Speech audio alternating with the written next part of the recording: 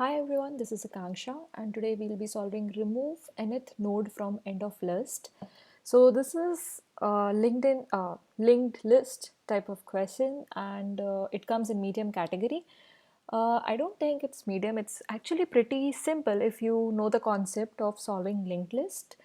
We'll solve this question using two pointers and you just have to delete the node from the last. So for example, if n is given 2, so you have to delete second node from the last. If n is equals to 5, so you have to delete fifth node from the last. So again, we'll solve this question by using two-pointer approach. Given n will always be valid, so this is actually a good thing that they have already given. So we don't have to worry about when n is equals to 5 whether we have 5 elements in our list or not, because by this note it is sure that we'll have it. Follow-up question is, could you do this in one pass? So let's see an approach where we'll be using it using one pass. So let's first initialize the dummy node here.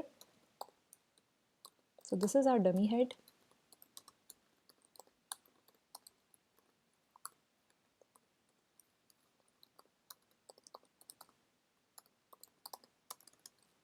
And let's actually place it before the head. Now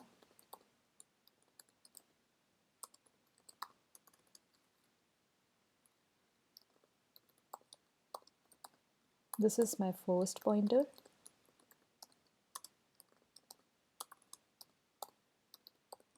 And this is my second pointer.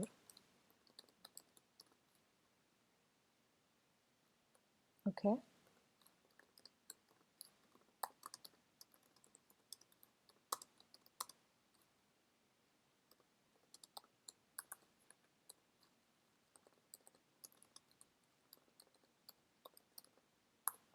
Now what I'm trying to do by this loop is I'm trying to actually have difference between these two pointers same as n.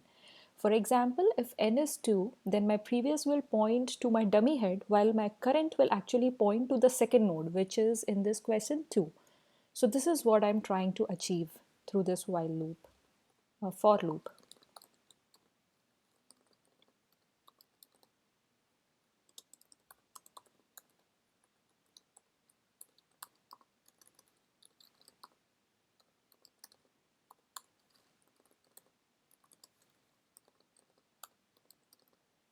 Okay. Once I have traversed this,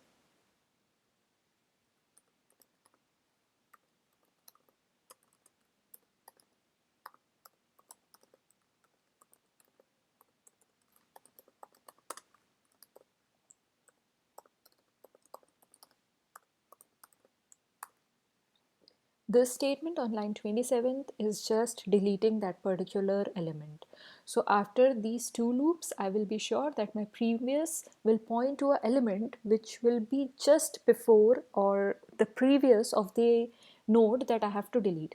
For example, in this question, if 4 is something that I have to delete, so after my for and while loop, my previous will actually point to 3.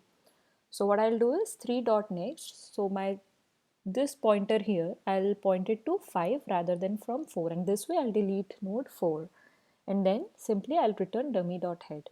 Let's see if it works. Perfect. And yay, it does, right?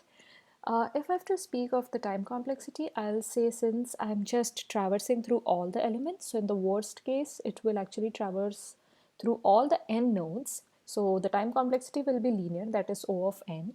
And for space complexity, it will be constant because I'm not actually, using any extra space while traversal.